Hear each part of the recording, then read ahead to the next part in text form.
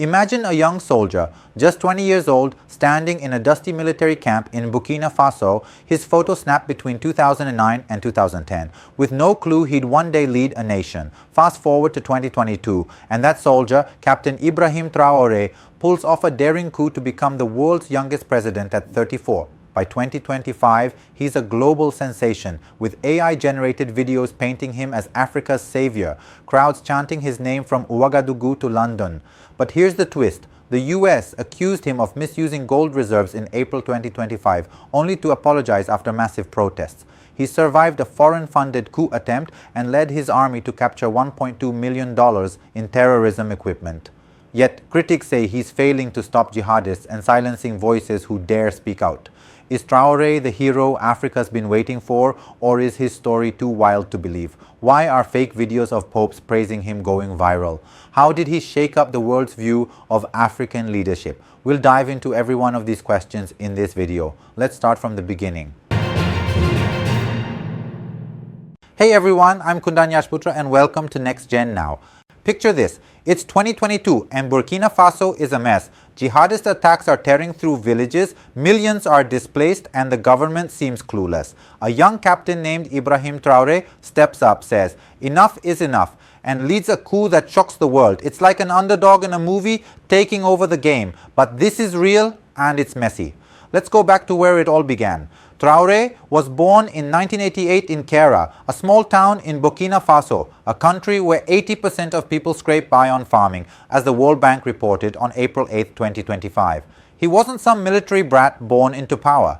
He studied geology at Joseph Kizerbo University in Ouagadougou, graduating with honors in 2009, as noted on his Wikipedia page. Instead of chasing a cozy office job, he made a bold choice, joining the George Namoano Military Academy.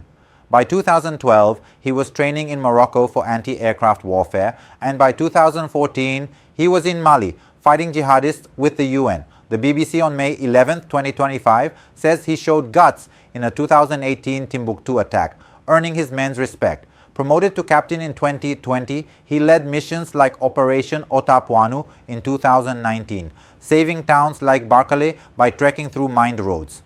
Imagine leading soldiers through ambushes with no backup, your pay delayed, and your government out of touch. That's what Traoré faced. By 2022, he and his fellow officers were fed up. In January, Lieutenant Colonel Paul-Henri Sandaogo Damiba had staged a coup to oust President Roch-Marc Christian Kabore. But Damiba wasn't cutting it. Jihadist attacks kept coming. 3,000 people were killed in 2022 alone, according to user data. A week before Traoré acted, jihadists hit a food convoy, killing 37, including 27 soldiers, as France 24 reported on April 30th, 2025. Traoré called out Damiba for chasing political adventures instead of fighting. It's like a team captain benching a coach who's lost the playbook. On September 30th, 2022, gunfire lit up Ouagadougou. Traoré, in his red beret and fatigues, appeared on national TV, announcing he'd taken over. At 34, he was Burkina Faso's transitional president, the youngest leader in the world. Now, here's where it gets shocking. Unlike most African leaders who live in palaces and roll in luxury cars, Traoré said no to the $76,000 presidential salary, peanuts compared to the $170,000 average for African presidents. He stuck to his captain's pay, living in a simple house, driving a basic car.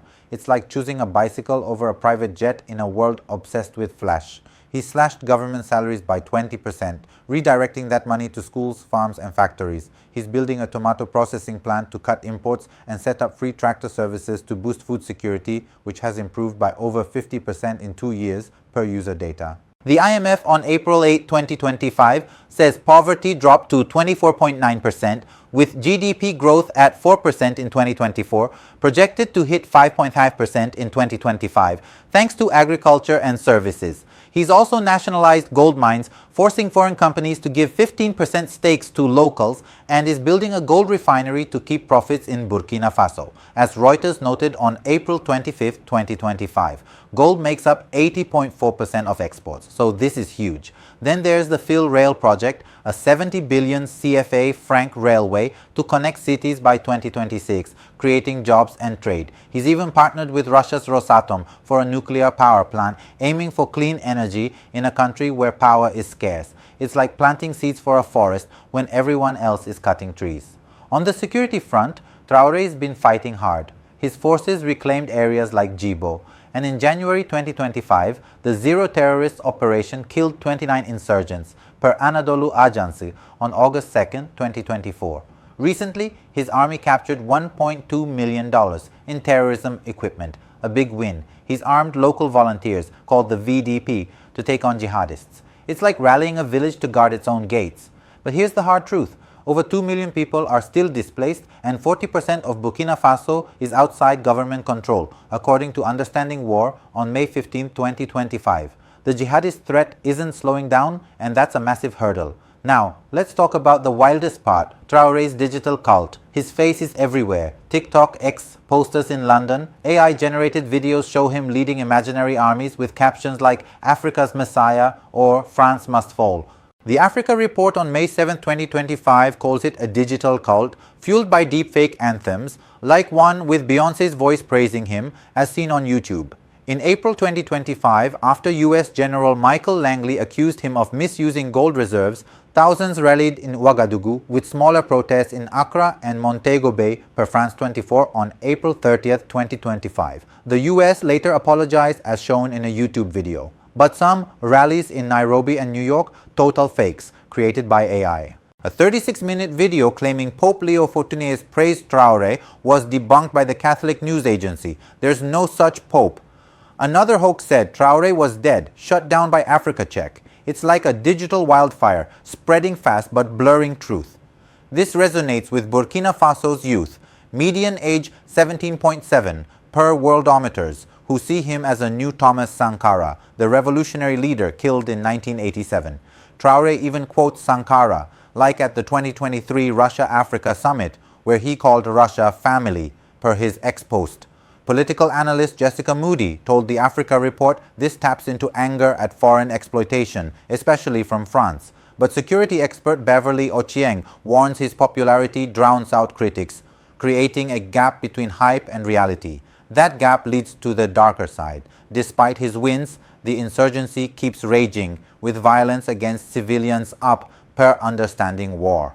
Journalists and activists face online harassment, and some critics have been sent to fight jihadists, a brutal tactic per BBC News on February 4, 2023. It's like punishing a friend for disagreeing. Effective but scary. Rights groups say civic space is shrinking, and that's a red flag. Then there's the geopolitical drama. Traoré kicked out French troops in 2023, ending a military accord, and leaned hard into Russia. Allegations of Wagner Group support swell, though he insists his VDP is local. In April 2025, he attended Russia's WWP victory events, posting on X about fighting imperialism. In 2024, a coup plot with 5 billion CFA francs was foiled, linked to foreign powers aiming to destabilize him, per France 24. It's like playing chess with superpowers watching your every move. Australia's Sarama Resources launched arbitration in 2024 over a revoked mining license, while Russia's Nordgold got a new lease, per the Financial Times on April 10, 2025.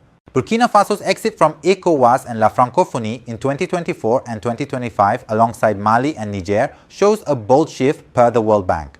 Traoré's personal life adds to the enigma. Unlike leaders who flaunt their families, he keeps his wife and kids off the radar. A recent video of him praying with Apostle Joshua Selman at an airport went viral, showing a humble side, but some call it a PR move. Either way, his red beret, fatigues and pistol are his signature. Less president, more warrior. So what's next for Traoré? If he tames the insurgency and keeps growing the economy, 5.5% GDP growth projected for 2025 per the IMF, he could redefine African leadership. His focus on gold, agriculture and infrastructure is a blueprint for saying no to foreign control. But his crackdowns on dissent and reliance on digital hype could backfire. If security worsens or voices are silenced, his legacy might fade like a viral video. It's like crossing a river on slippery rocks. One wrong step and you're in trouble. What can African leaders learn?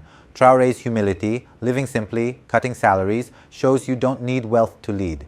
His push for economic sovereignty is a model for taking back control, but silencing critics risks losing trust. It's like building a house. You need a strong foundation and open doors. His digital appeal shows how to connect with youth, but fake videos warn against letting hype outrun reality. His shift to Russia suggests strategic alliances, but balance is key, as the Council on Foreign Relations noted on May 5, 2025. Traoré's story is a paradox, a young leader sparking hope but facing massive challenges. Is he the hero Africa needs, or is his story too wild to believe? Drop your thoughts in the comments. Have you seen those AI videos? Want more stories like this? Subscribe to NextGen Now on YouTube, hit the link, and let's keep this conversation going. I'm Kundan Yashputra, and I'll see you in the next one.